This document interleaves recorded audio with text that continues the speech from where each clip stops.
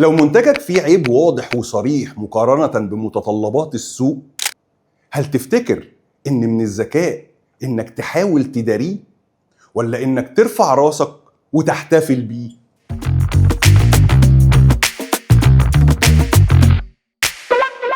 عربيات ميني كوبر لما دخلت السوق الأمريكي واجهت تحدي مرعب.